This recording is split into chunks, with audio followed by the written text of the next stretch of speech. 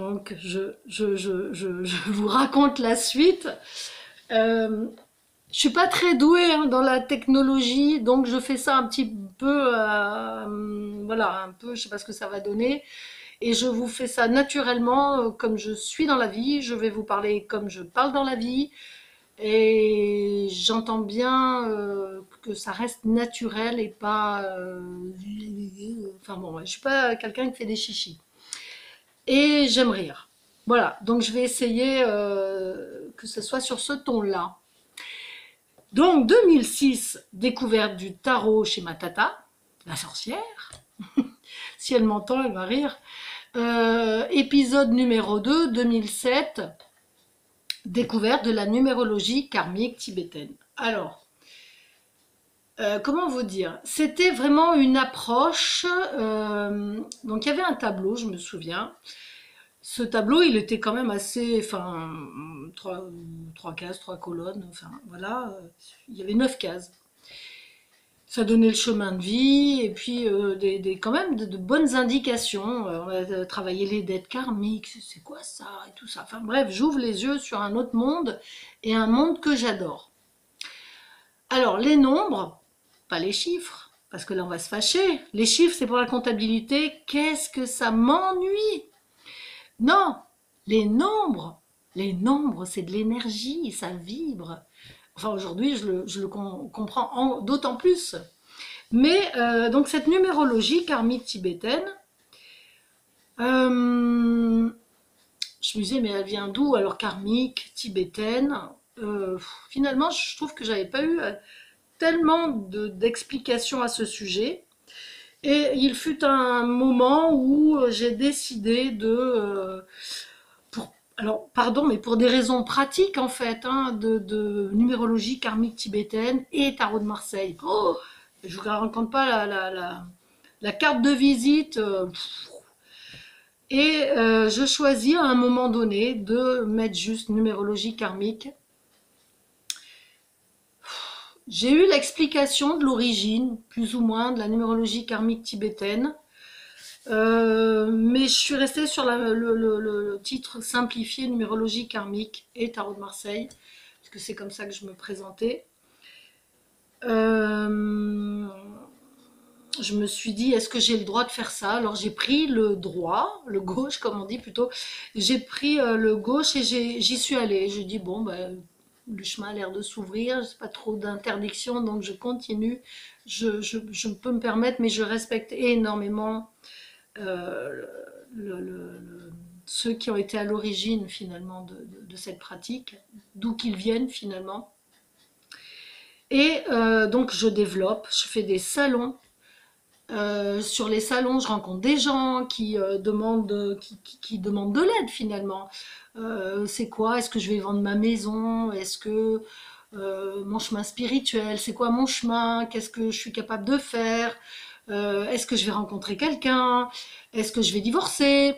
Est-ce que, voilà, mes enfants, ils sont fâchés? Est-ce que je vais les revoir? Enfin, plein de questions diverses et variées, pas tellement spirituelles en fait, hein, donc, mais la vie, elle est faite de plein de choses.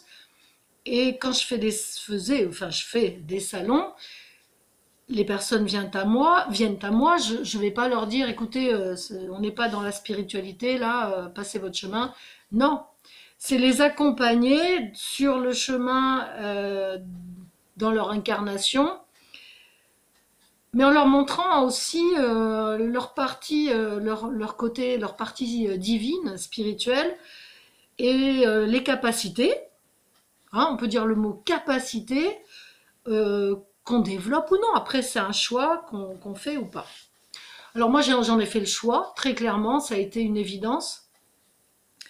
J'ai passé mon enfance, ma jeunesse, on va dire ça comme ça, hein, de, je sais pas, 4 ans jusqu'à peut-être 16 ans, dans une école catholique, donc je pratiquais, et ça m'a ouvert les yeux sur la spiritualité.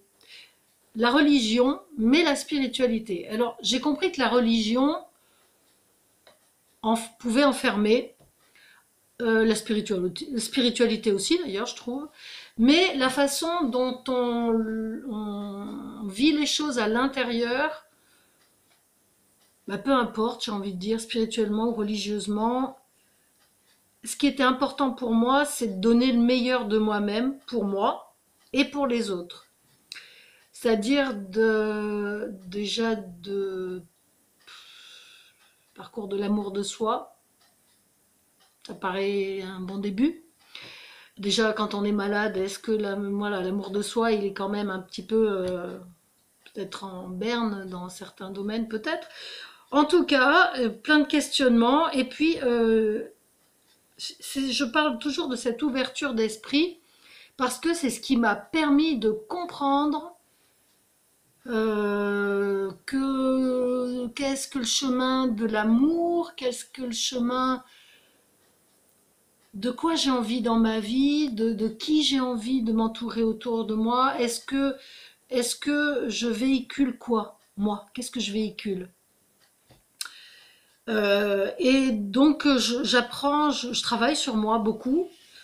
Je continue toujours pareil de voir des thérapeutes.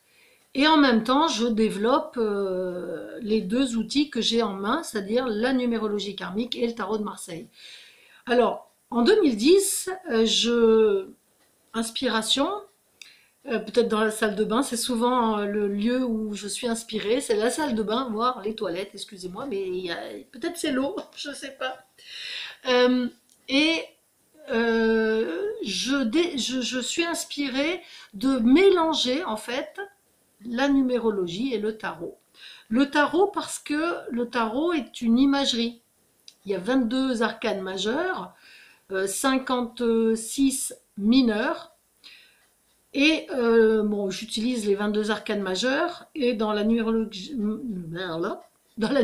que je pratique, il y a 22 nombres, enfin plus le 33. Et j'y reviendrai plus tard. Et je me suis dit, ouais, mais ça serait pas mal de mélanger les deux. Et du coup, j'ai mélangé les deux.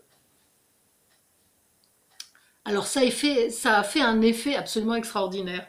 J'ai l'impression d'avoir décollé. Et ce décollage m'a permis d'expérimenter en fait la numérologie à travers le tarot, c'est-à-dire toutes les informations qui venaient à moi provenaient souvent du tarot. Peu importe hein, l'imagerie, peu importe, mais ça venait à moi naturellement. Pendant 9 ans, j'ai bouffé des bouquins de tarot, mais vous n'imaginez même pas. J'en ai une vingtaine, je ne sais plus pas combien, mais je crois que j'achetais un livre parce qu'il y avait un mot nouveau, une information.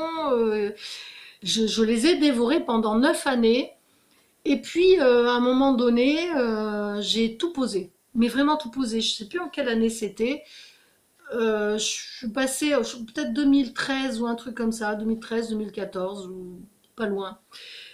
J'ai vraiment tout arrêté et j'ai fonctionné d'une certaine façon, mais à ma façon. Et à partir de ce moment-là, j'ai lâché tout ce qui venait de l'extérieur. Tout.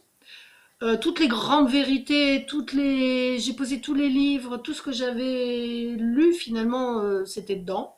Il n'y avait plus qu'à intégrer et expérimenter. Euh, je sais pas comment vous dire. Alors, le fait de faire des salons, en fait, faire un salon, ça veut dire quoi? Ça veut dire que j'ai un stand, je pose ma table, mes chaises, et les gens viennent à moi. Et on n'a pas beaucoup de temps. On va pas faire je fais pas des consultations d'une heure, je fais des consultations d'un quart d'heure, une demi-heure. Et il faut que ça aille vite. Et donc, c'est un entraînement extraordinaire parce que faut être précis, concis, efficace et juste, surtout juste, enfin le plus juste possible. Il faut que ça résonne à la personne, il faut qu'elle se dise ah oui, ce qu'elle me dit là, ça me parle. Et donc je m'entraîne énormément comme ça, toujours sans l'appui des livres, comme ça vient, petit à petit, ça vient. Et sans m'en rendre compte, en fait, c'est comme si en fait j'accepte de peut-être que de laisser l'intuition venir à moi, laisser les messages arriver. Et quand je parlais, moi je parlais naturellement, je lisais, je regardais, voilà, voilà, voilà, il y a ça, il y a ça. Et je me disais à un moment donné, enfin, tout le monde me disait, oui, mais t'es médium. Oh, bon, non, non, non, non, moi c'est cartésien, je lis, ça s'apprend, c'est cartésien.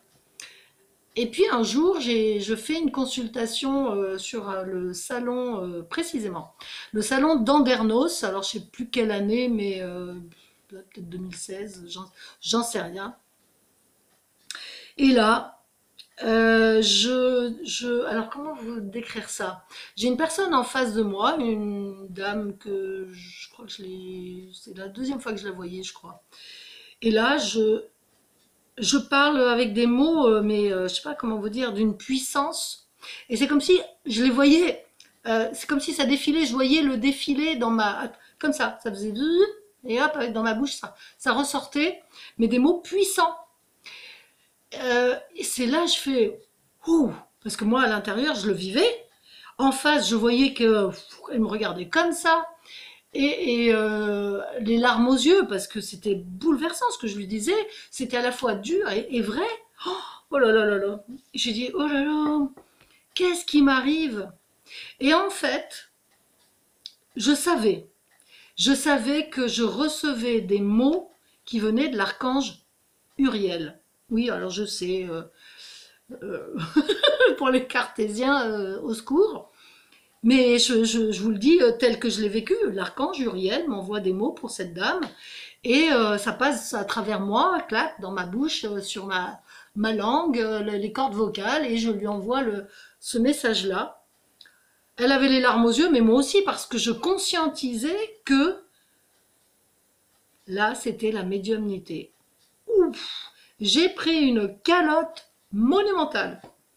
Mais ce jour-là, j'ai vraiment pris conscience que quelque chose se passait depuis longtemps et je m'en rendais pas compte.